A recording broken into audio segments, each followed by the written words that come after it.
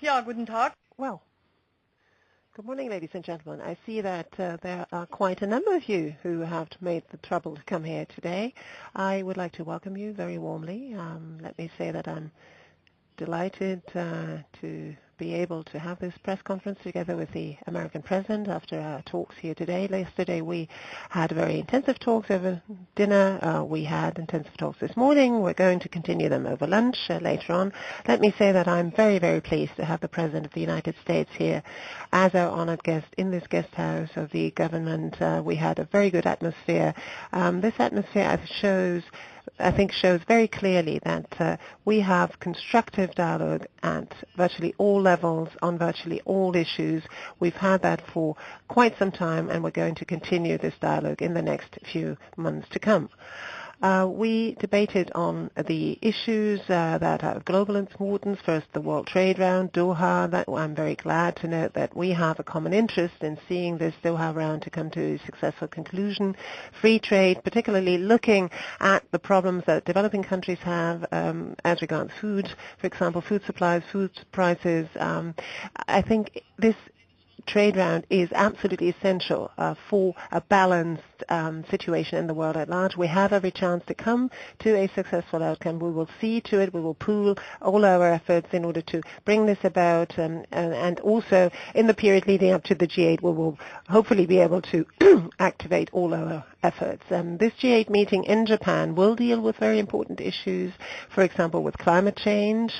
During the G8 meeting, there will be also a so-called meeting of the major emitters, and we do hope that all of the issues that we started to talk about in Heiligendamm can be brought forward in the sense that it is made clear we need a global agreement under the roof of the United Nations, but each and everyone has to take his or her share of that particular issue, and developing countries obviously will be in on this too. The Heiligendamm process will also be continued. That is to say the O5 will be in on this, and what will be in the foreground here are food prices, energy prices. We also discussed this here in our meeting.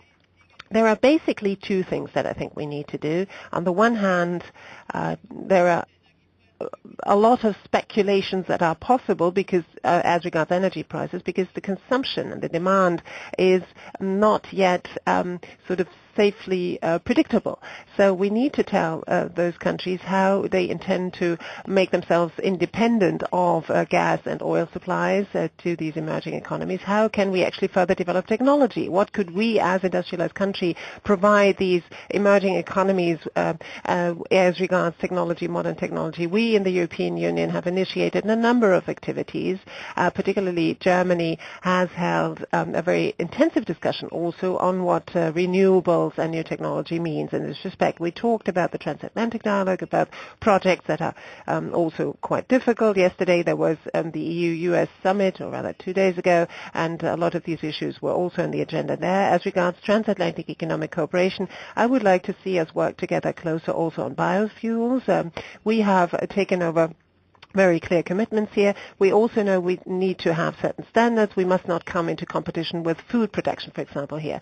Then on Afghanistan, on international issues, Afghanistan was discussed, progress in the Middle East, Iran, the offers we put on the table to Iran, but also the fact that if Iran does not meet its commitments, then further sanctions will simply have to follow. We again said we want to give room for diplomatic solutions. We want to give diplomacy a chance, but we also have to stay on that particular issue. These were constructive, very intensive talks that were characterized by a friendship between us, and I think this can lend a contribution towards solving a number of issues that are outstanding in the world at large, and we show at the same time transatlantic cooperation between Germany and the United States is working very well. Thank you again, Mr. President, for coming, and a very welcome. Invitation to this beautiful place, modest little cottage by the lake. It is. I'm really glad you thought of this location. Laura and I loved our dinner last night. For those in the German press who thought I didn't like asparagus, you're wrong. The German asparagus are fabulous.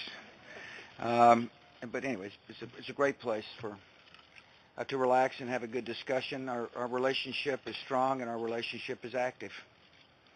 And I assured the Chancellor that when I say I'm going to sprint to the finish, that's what I mean.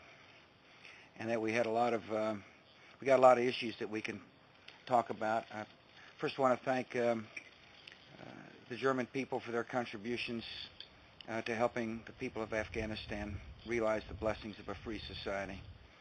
I know this is a controversial subject here, but I hope when the Afghanistan debates go forward, I hope people here think of young girls who couldn't go to school in the past but now can, or think of mothers who bring their babies to health clinics for the first time. Think about farmers who now have got access to markets to help deal with food shortages. This is hard work. I understand that. To help a young democracy grow after years of tyranny. But I believe it's necessary work. And Madam Chancellor, I appreciate your leadership on this issue. I also want to thank you for the contributions you're making to the young democracy in Iraq as well. This has obviously been a contentious issue between our countries in the past. But what shouldn't be contentious is the mutual desire to help advance freedom in the Middle East as a great alternative to the ideology of the haters and the murderers, those who espouse violent extremism to advance their agenda. We talked about progress in the Holy Land for establishment of a Palestinian state. I'm still optimistic that we can get a state defined, clearly understood by both parties before the end of my presidency. We talked about Iran, of course. I told the Chancellor my first choice, of course, is to solve this diplomatically. All options are on the table. But the first choice is to solve this problem by working closely together, by sending a dual message, which has been the consistent policy of this administration, that if you verifiably suspend your enrichment programs, you'll end your isolation. And there's a way forward for you. The Iranian regime has made a choice so far, and it's a bad choice for the Iranian people. The Iranian people deserve better than being isolated from the world. They deserve better from having their government held up as unsafe and not trustworthy. And so the message from the EU Foreign Minister, Solana, will be, there's a better choice for you. And we'll see what choice they make. We talked about Lebanon and the need for that young democracy to survive. We did talk about global climate change, of course. The Chancellor started a very good process here in Germany nearly a year ago. As a result of her leadership, the United States is working very closely with other major economies to develop a common goal. Step one of solving the problem is for nations who actually emit carbon dioxide to agree to a goal. And that's just not European nations, that's the United States along with China and India. Once that goal is agreed to, then develop long-term and interim strategies that are binding strategies to meet those goals. And so that's the process we're going forward. It turns out the major economies meeting is working concurrently with the G8, meeting at the same time as the G8. And the objective is to be able to announce a long-term binding goal at the G8 as well as the major economies meeting, Madam Chancellor, on the process that you started. We talked about Doha. I'm a free trader. The Chancellor's a free trader. The question is, is there a commitment to free trade in the face of protectionism? A lot of protectionism in the American political scene these days. I'm sure there's some protectionism here in Germany. I happen to think it would be, disastrous for the world economy and disastrous for poor nations if we didn't trade freely and fairly. One way to make that commitment is for the Doha round to succeed. I assured the Chancellor that we're committed to the Doha round. We will work hard to achieve it. Transatlantic Economic Council is a very important council that we started together as a way to resolve our differences to make sure that trade is fair and free. All in all, relations with Germany are are strong, as I told you, and that's good, and that's important. And Madam Chancellor, I want to thank you for your friendship as well.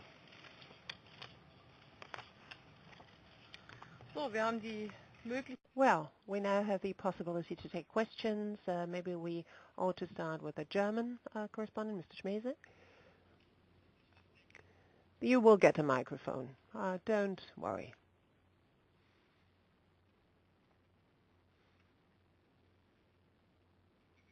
Mr. President, Madam Chancellor, you spoke about Iran at some length. In Israel, the press writes that Israel might well contemplate action against this threat that Iran poses to them. What are you saying, Mr. President, to the Israeli government? And you said, Chancellor, give diplomacy a chance. Madam Chancellor, Mr. President, how long would you say diplomacy has to be given a chance? Can we exclude that during your term in office, military action will take place against Iran, Mr. President? And you, Chancellor, how do you assess the era of George Bush? In your party, one of your leading party members said you will not miss George Bush. Will you miss him? And a question directed to both of you. Why do you, Mr. President, I think, don't ask for too long, but why are you seen as so unpopular, Mr. President, in Germany?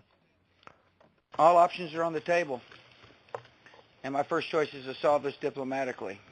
And the best way to solve it diplomatically is to work with our partners. And that's exactly what we're doing. And the message to the Iranian government is very clear, that there's a better way forward than isolation, and that is for you to verifiably suspend your enrichment program. And the choice is theirs to make. Obviously, we want to solve this issue peacefully. And so we'll give diplomacy a chance to work. And I want to thank the message that came out of the EU meeting yesterday, which is that if they choose to continue to be obstinate, there will be additional sanctions.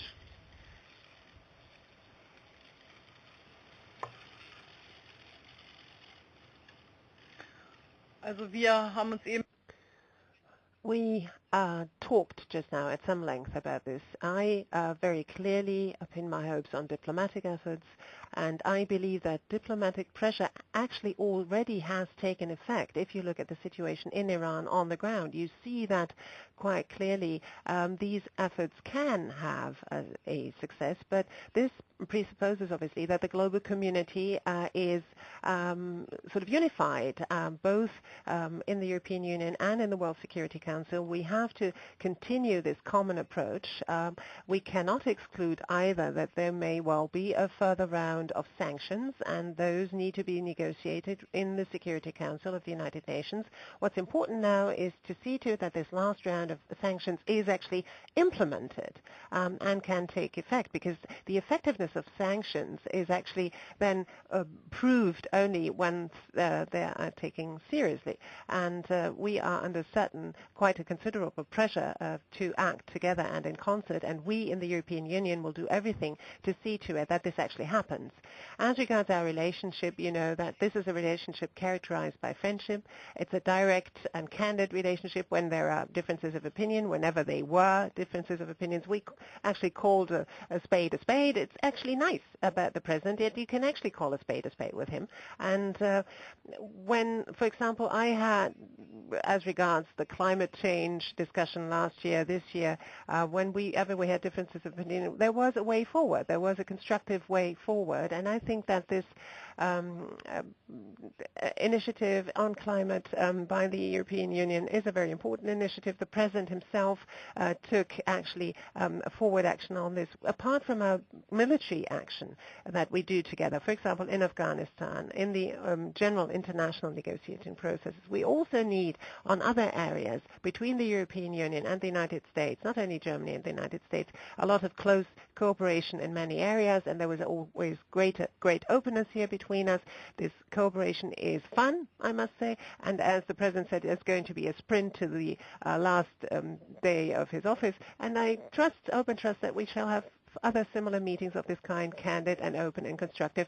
I'm looking forward to the G8 summit in Japan. I hope that we can make further progress on climate protection. We're talking about targets now. That is to say, some kind of binding targets, I think, is already great success.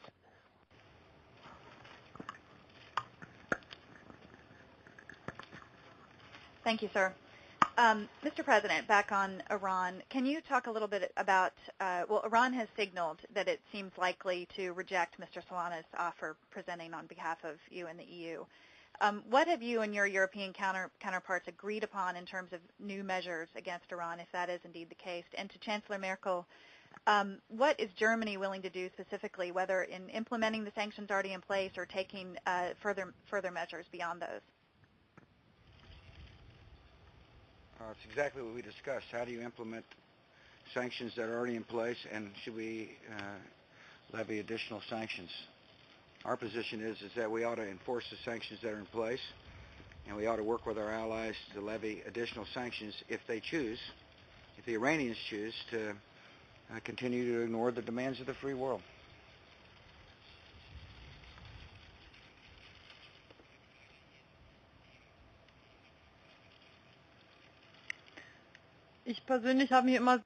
I personally have always come out very strongly in favor of seeing to it that sanctions are decided at the level of the United Nations Security Council too, because including China and Russia obviously makes for much greater effectiveness of such sanctions, but that doesn't exclude that within the European Union too we may discuss, for example, are further possibilities open, for example, in the banking sectors. But these further possibilities, these further measures must not lead to a situation where at the bigger stage, so to speak, we then relent, because the more countries are in on this, the more the effect, the more effective the impact will be on Iran, for example. We always think that quite often on the one hand, people like to reject certain measures to be taken, but let us think of the people in Iran. This is what is essential.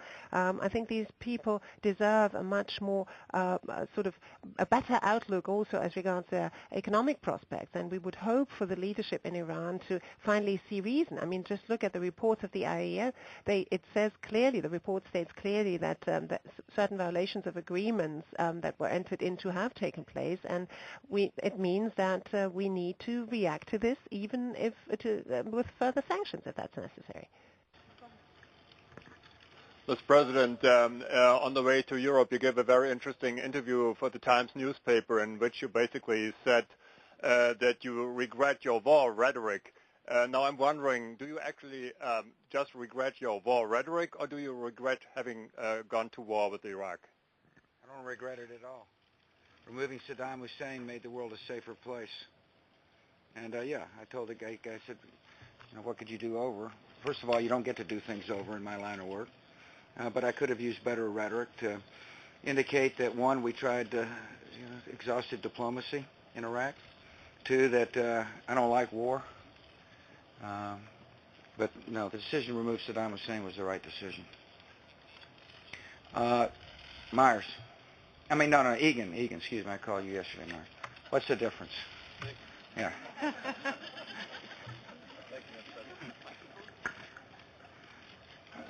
Thank you, sir. Yeah, no problem. Speaking of Iraq, there are increasing controversy in Iraq over the security agreement that's being negotiated. Some top Iraqi officials are calling for a dramatic reduction in the U.S. presence. Does this concern you, the direction that those negotiations are going in? And, Madam Chancellor, does this have any impact on your approach towards Iraq? First of all, I think we'll end up with a strategic agreement with Iraq. You know, it's all kinds of noise in their system and our system. What eventually will win out is the truth. For example, you read stories, perhaps in your newspaper, that the U.S. is planning all kinds of permanent bases in Iraq. That's an erroneous story. The Iraqis will learn it's erroneous too. Were we there at the invitation of the sovereign government of Iraq? I strongly support the agreement because I think it helps send a clear message to the people of Iraq that, that security they're now seeing will continue.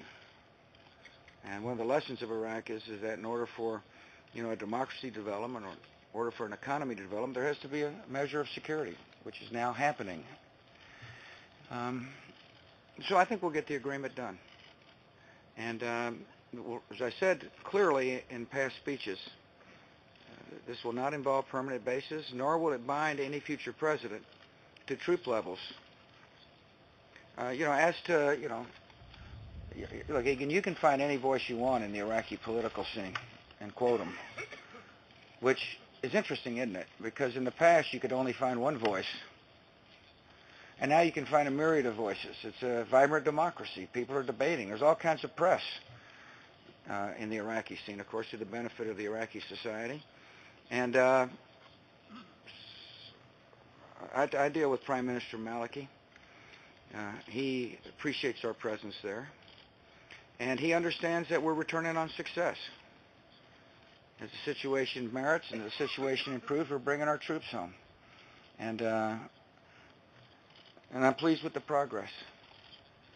I don't know whether or not the progress has made it here to Germany or not yet. But the progress in Iraq is substantial. And it's going to help change the Middle East for the better.